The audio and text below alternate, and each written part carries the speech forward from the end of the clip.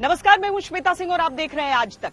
अपने परों पर अपार शक्ति को सजाए, आधुनिक और ताकतवर हथियारों से लैस, आसमान की ऊंचाइयों तक लहराने के लिए तिरंगा, भारत का अपना राफेल।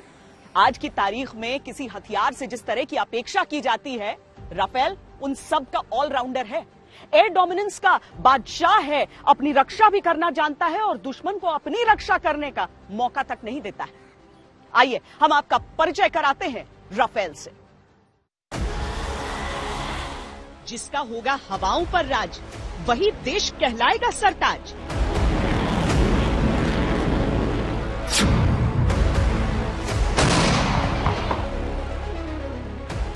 और एक स्वर उठ रहा है, राफेल की कमी आज देश ने महसूस की है। आज हिंदुस्तान एक स्वर में कह रहा है, अगर हमारे पास आज राफेल होता तो शायद इससे भी नतीजा कुछ और होता। लेकिन अब कोई भारत को आंख दिखाने का साहस नहीं कर सकता। और राफेल व फाइटर प्लेन केवल हवा में ही नहीं मारेगी, हवा से जमीन में मारेगी और हवा से हवा में भी मारेगी। यह ताकत हमारे राफेल प्लेन के, फाइटर प्लेन के अंदर है। जिसका निशाना है अचूक, बनने वाला है हमारा भरोसा अटूट।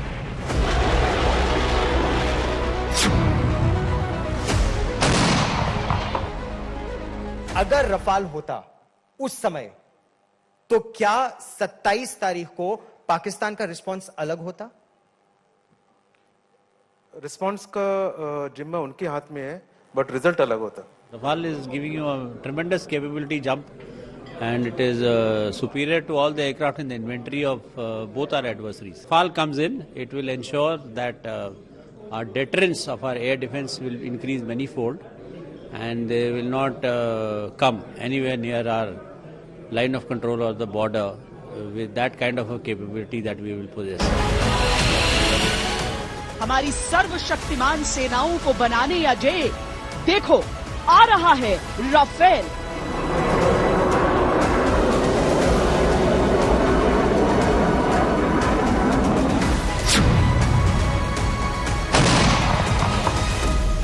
राफेल आने से ये बहुत बड़ा संदेश जाएगा चीन और पाकिस्तान को कि वर्ल्ड का सबसे बेस्ट फाइटर जेट अब हिंदुस्तान के आर्मरी में है।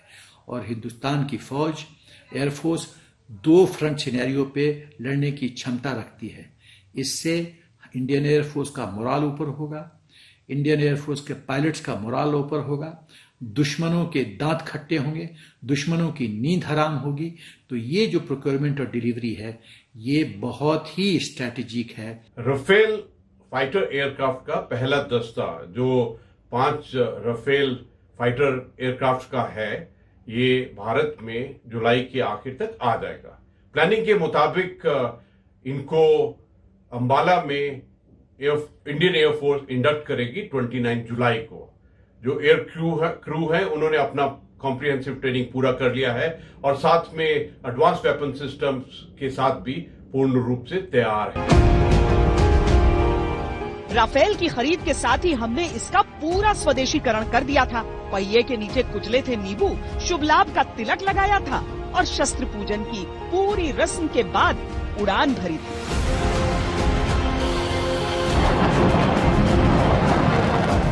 राफेल के कारण निश्चित रूप से हमारे एयरफोर्स की एक कम्बैट कैपेबिलिटी में इजाफा हुआ है। ये बहुत बड़ी वृद्धि हुई है। लेकिन यदि हम अपनी कम्बैट कैपेबिलिटी को बढ़ा रहे हैं तो किसी के ऊपर आक्रमण करने के लिए नहीं बढ़ा रहे हैं, बल्कि ये हम बढ़ा रहे हैं तो अपने सेल्फ डिफेंस के लिए हम बढ़ा रहे हैं। आइए हम आपको राफेल के भारत आगमन का पूरा रास्ता समझाते हैं। 27 जुलाई को 5 राफेल जेट्स फ्रांस के इस्ट्रेस से टेक ऑफ करेंगे और अबू धाबी के नजदीक अल्ध्याफा में फ्रेंच एयरबेस पर लैंड करेंगे। ये उड़ान 10 घंटे की होगी।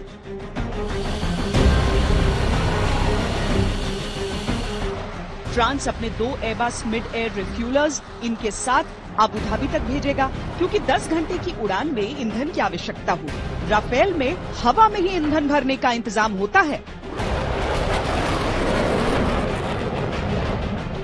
अगली सुबह राफेल विमान अबू धाबी से भारत में हरियाणा के अंबाला एयरबेस के लिए निकलेंगे। इस रास्ते पर ईंधन भरने के लिए भारतीय मिड एयर रिफ्यूलर्स राफेल के साथ साथ आएंगे। इसकी पूरी ट्रेनिंग फ्रांस ने दी है। राफेल को भारतीय पायलट उड़ाकर लाएंगे।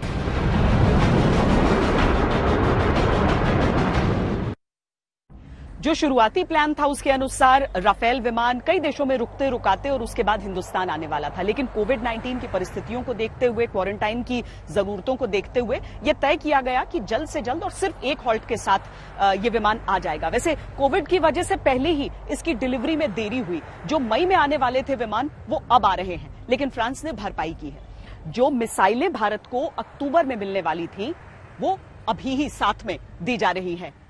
फ्रांस की सेना के लिए जिन मिसाइलों को रखा गया था, फ्रांस ने यह तय किया कि वो हिंदुस्तान की जरूरतों को देखते हुए एक दोस्त के तौर पर पहले उसकी डिलीवरी कर दे।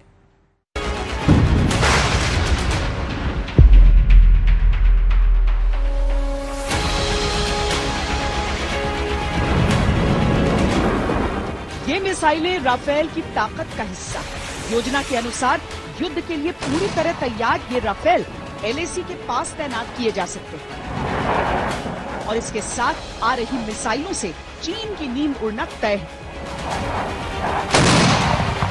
Beyond visual range air to air missile meteor जो 120 किलोमीटर दूर के टारगेट को हिट कर सकता है। राफेल में लगा ये मीटियोर मिसाइल 100 किलोमीटर दूर से दुश्मन के एयरक्राफ्ट को बिना उसकी सीमा में प्रवेश किए गिरा सकता है। और long range air to ground stand off cruise missile SCALP जो 600 किलोमीटर दूर तक निशाना साध सकती है। स्कैल्प मिसाइल अपने एयर स्पेस में रहते हुए दुश्मन देश में कई किलोमीटर भीतर तक नुकसान पहुंचा सकती है। यानी बालाकोट जैसे ऑपरेशन के लिए भारतीय वायु वीरों को अब सरहद पार करने की जरूरत भी नहीं होगी। मेट्योर मिसाइल्स हैं जो beyond visual range air to air missile है, जो एक एयर टू एयर रेवोल्यूशन लाएगा वॉरफेयर के अंदर में। और इनके साथ में रॉकेट रैमजेट मोटर्स भी हैं जो अलग किस्म से एक स्पीड देते हैं।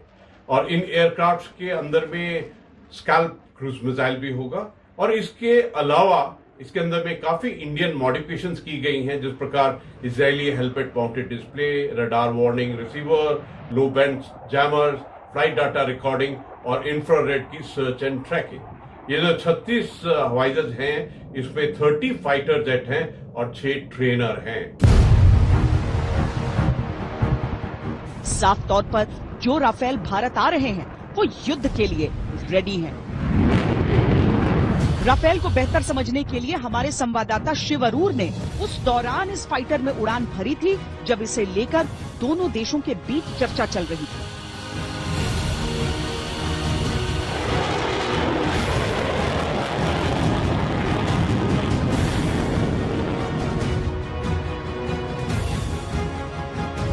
ये है वायुसेना का सबसे बड़ा सौदा, $12 बिलियन 126 फाइटर का कंपटीशन।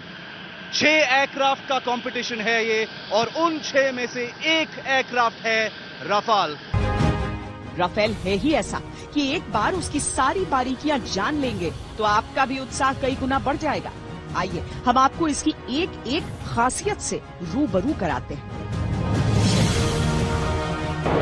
राफेल 100 किलोमीटर के दायरे में एक साथ 40 टारगेट को ढूंढ निकालने की क्षमता रखता है।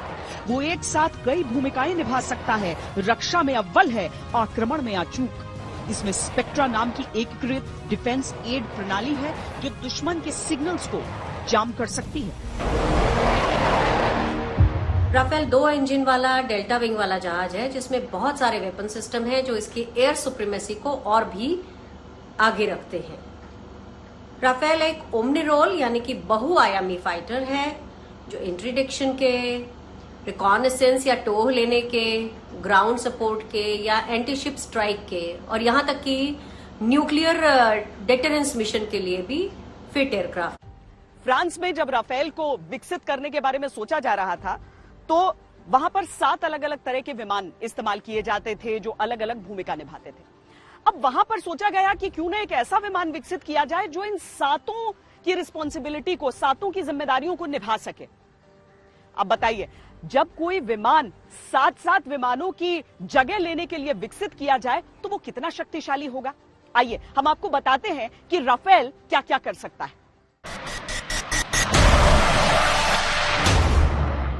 राफेल फाइटर्स एयर डिफेंस और एयर सुपीरियरिटी में सक्षम है, यानी रणभूमि में हवाई क्षेत्र पर संपूर्ण नियंत्रण रखते हैं। दुश्मन पर राफेल युद्ध की स्थिति में सामरिक दबदबा बनाए रखते हैं।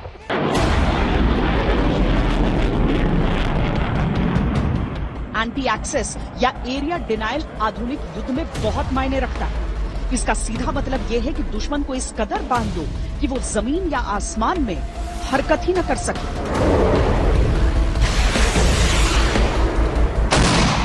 टोही विमान की भूमिका में भी राफेल बेमिसाल है। वो दुश्मन के इलाके को गुपचुप परखता है, उसका नक्शा रियल टाइम हासिल करता है, उसके ठिकाने की पूरी जानकारी हासिल कर लेता है।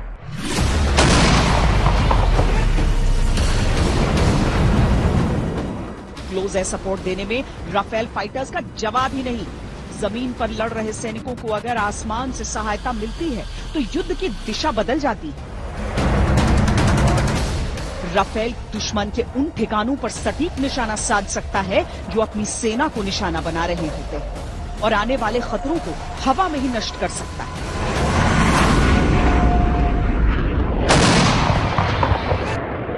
बहुत ही घातक, बहुत ही इफेक्टिव फाइटर जेट है।